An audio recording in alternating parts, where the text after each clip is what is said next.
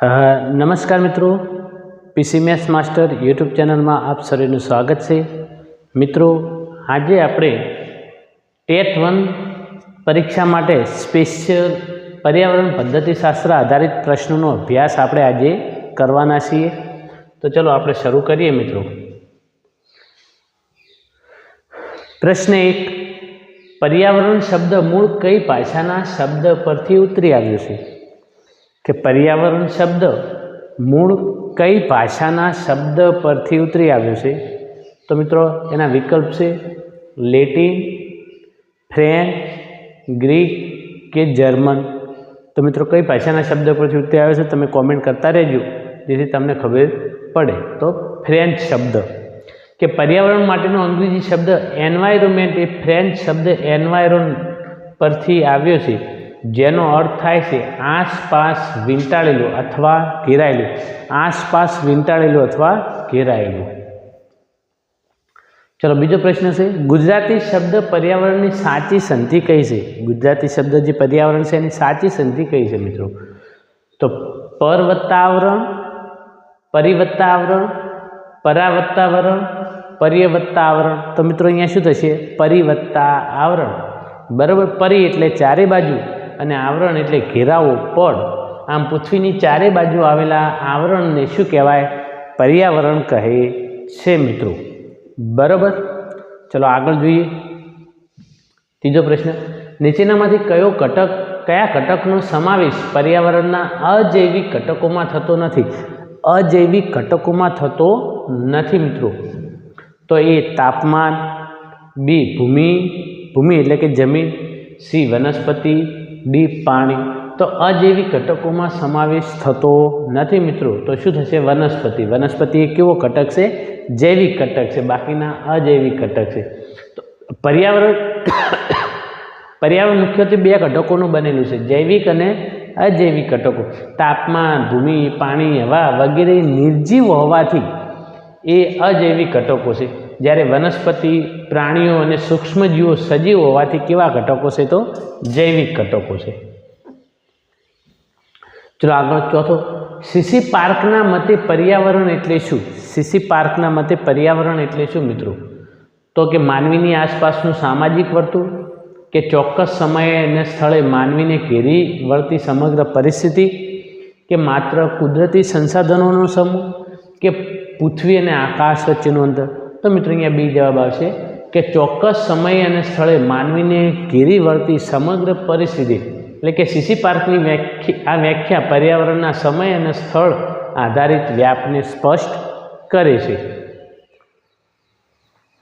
ચલો પાંચમો પ્રશ્ન, કે પર્યાવરણના મુખ્ય કેટલા પ્રકારો પાડવામાં આવે છે? પર્યાવરણના મુખ્ય કેટલા પ્રકારો પાડવામાં આવે? તો વિકલ્પ છે કે 2 કુદરતી અને માનવ સર્જિત, 3 ભૌતિક, સામાજિક અને આર્થિક, 4 મૃદાવરણ, જલાવરણ, વાતાવરણ અને જીવાવરણ, કે 5? તો મિત્રો મુખ્ય 2 પ્રકારો પાડવામાં આવે, કુદરતી અને માનવ સર્જિત। તો કુદરતી અને માનવ સર્જિત મુખ્યત્વે 2 પ્રકાર છે, કુદરતી જે કુદરત દ્વારા નિર્મિત છે, નદી, પર્વત, જંગલો વગેરે, અને માનવ સર્જિત જે માનવીએ બનાવ્યું છે, કે મકાન, રસ્તા, બંધ વગેરે। ચલો પ્રશ્ન 6, સામાજિક પર્યાવરણમાં નીચેનામાંથી કોનો સમાવેશ થાય? સામાજિક પર્યાવરણની અંદર નીચેનામાંથી કોનો સમાવેશ થાય?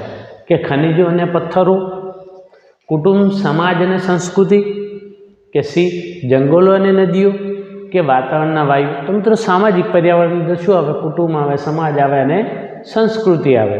તો સામાજિક પર્યાવરણ એ માનવ સર્જિત સંબંધો અને વ્યવસ્થાઓનું બનેલું છે, અને તેમાં કુટુંબ, શાળા, ધર્મ, રીત રિવાજો અને કાયદાઓનો સમાવેશ થાય છે। ચલો આગળ પ્રશ્ન 7, પર્યાવરણના વ્યાપમાં નીચેનામાંથી કઈ બાબત સૌથી વધુ સુસંગત છે? પર્યાવરણના વ્યાપની અંદર કઈ બાબત સૌથી વધુ સુસંગત છે? તે માત્ર વિજ્ઞાન પૂરતું મર્યાદિત છે, તે બહુ વિધાયકીય અને આંતરવિધાયકીય છે, તે માત્ર ભૂગોળનો એક ભાગ છે, તેનો વ્યાપ માત્ર શાળાકીય શિક્ષણ પૂરતો છે? તો મિત્રો સાચો જવાબ છે કે તે બહુ વિધાયકીય અને આંતરવિધાયકીય છે। પર્યાવરણનો વ્યાપ વિશાળ છે, તેમાં વિજ્ઞાન, ભૂગોળ, ઇતિહાસ, અર્થશાસ્ત્ર, સમાજશાસ્ત્ર અને કાયદા જેવા અનેક વિષયોનું સંકલન જોવા મળે છે. ચલો પ્રશ્ન 8, પર્યાવરણ એ સજીવના જીવન અને વિકાસને પ્રભાવિત કરતી તમામ બાહ્ય પરિસ્થિતિઓ અને અસરોનો સરવાળો છે. આ વિધાન કોનું છે મિત્રો? તો મિત્રો આ વિધાન કોનું છે? ડગલાસ અને હોલેન્ડ, કે અસ્કોરબિટ્સ, કે એજી ટેન્સલી, કે વુડવર્થ?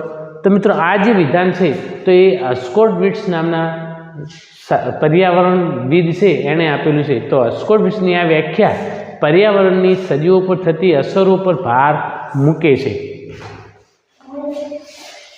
ચલો પ્રશ્ન 9, પર્યાવરણના વ્યાપની દ્રષ્ટિએ નીચેનામાંથી કયું વિધાન ખોટું છે? તો પર્યાવરણના વ્યાપ માટે કયું વિધાન ખોટું છે? કે પર્યાવરણ સ્થાનિકથી વૈશ્વિક સ્તર સુધી વિસ્તરેલું છે, પર્યાવરણ સ્થિર છે, તેમાં કોઈ ફેરફાર થતો નથી, પર્યાવરણમાં ઉર્જાનો પ્રવાહ અને દ્રવ્યનું ચક્ર ચાલે છે, કે પર્યાવરણમાં માનવ હસ્તક્ષેપની અસરોનો અભ્યાસ થાય? કયું વિધાન ખોટું? તો કે પર્યાવરણ સ્થિર છે, તેમાં કોઈ ફેરફાર થતો નથી. તો પર્યાવરણની મિત્રો સ્થિર નથી, એમાં ફેરફાર થયા કરે છે. બરાબર? તો પર્યાવરણ સ્થિર છે, તેમાં કોઈ ફેરફાર થતો નથી. આ વિધાન કેવું છે? ખોટું છે. કારણ કે પર્યાવરણ ક્યારેય સ્થિર હોતું નથી, તે ગતિશીલ છે. કુદરતી પ્રક્રિયાઓ અને માનવ પ્રવૃત્તિઓને કારણે તેમાં સતત પરિવર્તન આવતું રહે છે. આપણે જોઈએ છીએ કે ગ્લોબલ વોર્મિંગની છે, પર્યાવરણમાં બદલાવ આવે છે. પહેલાં વરસાદ પડતો, જ્યાં ના પડતો ત્યાં અત્યારે વરસાદ ચાલુ થઈ ગયો. બરાબર? અત્યારે આપણે જોઈએ છીએ કે વરસાદ 15 દિવસે શિયાળામાં પણ વરસાદ થવા લાગ્યો. તો આ બધું શું છે? પર્યાવરણમાં ફેરફાર થાય છે. બરાબર? એટલે પર્યાવરણ ક્યારેય સ્થિર હોતું નથી. અને એમાં કોનો હસ્તક્ષેપ છે? તો માનવીય પ્રવૃત્તિઓને કારણે કુદરતી પ્રક્રિયાઓ હોય છે, કેટલીક સુનામી, દાવાનળ, આ બધી પ્રક્રિયાઓ પણ ભાગ ભજવતી હોય છે. અને માનવીય પ્રવૃત્તિઓ પણ તેમાં સતત એના કારણે પરિવર્તન આવતું રહે છે. ચલો પ્રશ્ન 10, નિવસન તંત્ર શબ્દનો સૌપ્રથમ પ્રયોગ કોણે કરેલો? આ જે નિવસન તંત્ર છે એનો તો ડાર્વિન, એજી ટેન્સલી, ઓડમ, કે અર્નેસ્ટ હેકલ? તો મિત્રો અહીંયા એજી ટેન્સલી જવાબ આવશે, જેણે 1935ની અંદર આ શબ્દ નિવસન તંત્રનો ઉપયોગ કર્યો હતો. કે નિવસન તંત્ર એ પર્યાવરણનો એક ક્રિયાત્મક એકમ છે. અને આ શબ્દ ટેન્સલીએ આપ્યો હતો, જે જૈવિક અને અજૈવિક ઘટકો વચ્ચેની શું દર્શાવે છે? આંતરક્રિયા દર્શાવે છે. ચલો પ્રશ્ન 11, NCF 2005 મુજબ પ્રાથમિક કક્ષાએ પર્યાવરણ શિક્ષણનું મુખ્ય ઉદ્દેશ કયો હોવો જોઈએ? નેશનલ કરિક્યુલમ ફ્રેમવર્ક 2005 મુજબ પ્રાથમિક કક્ષાએ પર્યાવરણ શિક્ષણનો મુખ્ય ઉદ્દેશ કયો હોવો જોઈએ? તો વિદ્યાર્થીઓને માત્ર વ્યાખ્યાઓ ગોખાવવી, વર્ગખંડના જ્ઞાનને શાળા બહારના જીવન સાથે જોડવું, કે પર્યાવરણના કાયદાઓ યાદ રખાવવા, કે વધુમાં વધુ ગૃહ કાર્ય આપવું? તો મિત્રો NCFનો ઉદ્દેશ તો શું છે? તો કે વર્ગખંડનું જે જ્ઞાન છે એને શાળા બહારના જીવન સાથે પણ જોડવું જોઈએ. તો કે વર્ગખંડના જ્ઞાનને શાળા બહારના જીવન સાથે જોડવું. NCF 2005 ભારપૂર્વક કહે છે કે જ્ઞાન ગોખણપટ્ટી આધારિત ન હોવું જોઈએ, પરંતુ તે બાળકના વાસ્તવિક જીવન અને અનુભવો સાથે જોડાયેલું હોવું જોઈએ. પ્રશ્ન 12, પર્યાવરણના અભ્યાસક્રમમાં સંકલિત અભિગમ એટલે શું? ઇન્ટિગ્રેટેડ એપ્રોચ એટલે શું? તો કે વિજ્ઞાન, સામાજિક વિજ્ઞાન અને પર્યાવરણને એક જ વિષય તરીકે ભણાવવું, દરેક વિષયને અલગ અલગ શિક્ષક દ્વારા ભણાવવું, માત્ર પર્યાવરણના પ્રદૂષણ વિશે ભણાવવું, કે પાઠ્યપુસ્તક વિના ભણાવવું? તો મિત્રો વિજ્ઞાન, સામાજિક વિજ્ઞાન અને પર્યાવરણને એક જ વિષય તરીકે ભણાવવું. તો કે ધોરણ 3 થી 5માં પર્યાવરણ એટલે કે આસપાસ વિષયમાં વિજ્ઞાન અને સમાજ વિદ્યાના વિષયો અલગ હોતા નથી, પરંતુ તેમને એકીકૃત કરીને ભણાવવામાં આવે છે, જેથી બાળક સાંકલ્યવાદી દૃષ્ટિકોણ કેળવી શકે, એટલે ત્રણેય વિષય સાથે એ દૃષ્ટિકોણ કેળવી શકે. પ્રશ્ન 13, નીચેનામાંથી કઈ પદ્ધતિ પર્યાવરણ શિક્ષણ માટે સૌથી વધુ અસરકારક ગણાય છે? કઈ પદ્ધતિ પર્યાવરણ શિક્ષણ માટે સૌથી વધુ અસરકારક ગણાય? તો આપણે વિકલ્પ જોઈએ કે વ્યાખ્યાન પદ્ધતિ, ક્ષેત્ર મુલાકાત એટલે કે અથવા પ્રવાસ પદ્ધતિ, પાઠ્યપુસ્તક વાંચન, કે ગોખણપટ્ટી? તો મિત્રો પર્યાવરણ શું છે? આપણી આજુબાજુનું આવરણ સાથે સંકળાયેલો વિષય છે. તો એની શ્રેષ્ઠ વધુ અસરકારક પદ્ધતિ માટે એનું શિક્ષણ આપવું હોય તો આપણે શું કરવું પડે? જે તે વિસ્તારની શું કરવી પડે? મુલાકાત કરવી પડે અથવા પ્રવાસ કરવા પડે. તો આપણને વિસ્તારની આબોહવા છે, એના વિશે, એની ભૂમિ કેવી છે, એનું તાપમાન કેવું છે, એનું વાતાવરણ કેવું છે, તો એનો આપણને ખ્યાલ આવે. અહીંયા માત્ર વાંચવાથી કે ગોખણપટ્ટી કરવાથી ખ્યાલ આવે નહીં.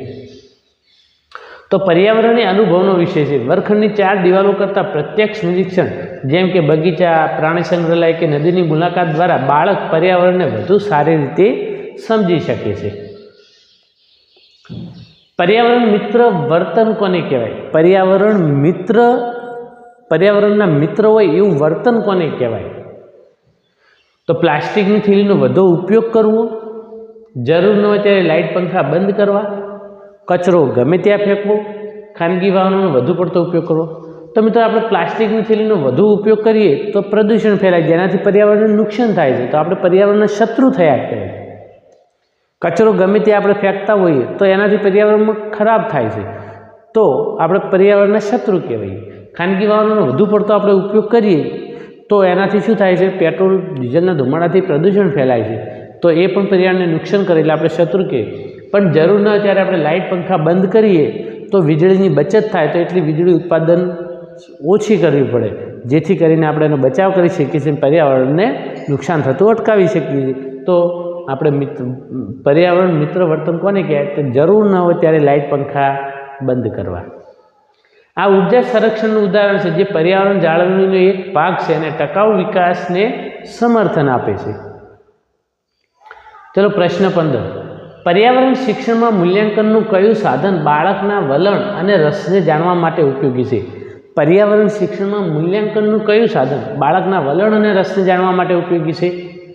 તો કે લેખિત કસોટી, ચેકલિસ્ટ અને અવલોકન, મૌખિક પ્રશ્નોત્તરી કે નિબંધ લેખન.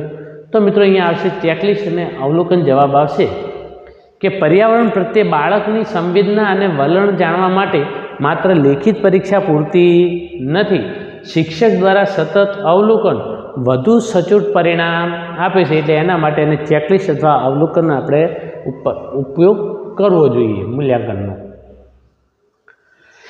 પર્યાવરણ સુરક્ષા ધારો ભારતમાં કઈ સાલમાં અમલમાં આવ્યો? તો કે એન્વાયરમેન્ટ પ્રોટેક્શન એક્ટ.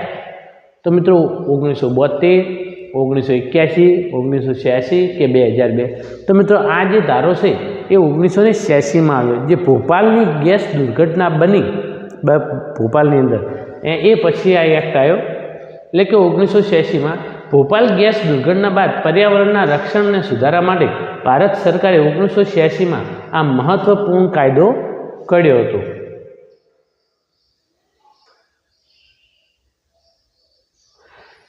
ટકાઉ વિકાસની સંકલ્પનાનો મુખ્ય હાર્દ શું છે? તો કે વર્તમાનમાં તમામ સંસાધનો વાપરી નાખવા, વિકાસ અટકાવી દેવો, ભવિષ્યની પેઢીની જરૂરિયાતો જોખમાવ્યા વિના વર્તમાન જરૂરિયાતો પૂરી કરવી, કે માત્ર ઔદ્યોગિક વિકાસ કરવો. તો ભવિષ્યની પેઢીની જરૂરિયાતો જોખમાવ્યા વિના વર્તમાન જરૂરિયાતો પૂરી કરવી, એટલે કે આ વ્યાખ્યા બ્રુટલેન્ડ કમિશન દ્વારા આપવામાં આવી હતી, જે પર્યાવરણ અને વિકાસ વચ્ચેનું શું કરે છે? સંતુલન સૂચવે છે. બરાબર. વિશ્વ પર્યાવરણ દિવસ ક્યારે ઉજવવામાં આવે છે? મિત્રો વિશ્વ પર્યાવરણ દિવસ ક્યારે ઉજવવામાં આવે છે? તો કે 5 જૂન, 22 એપ્રિલ, 16 સપ્ટેમ્બર, 1 ડિસેમ્બર. તો મિત્રો 5મી જૂનના રોજ વિશ્વ પર્યાવરણ દિવસ ઉજવવામાં આવે. કે પર્યાવરણ પ્રત્યે જાગૃતિ લાવવા યુનાઇટેડ નેશન્સ દ્વારા 5 જૂનને વિશ્વ પર્યાવરણ દિવસ તરીકે જાહેર કરવામાં આવ્યો છે.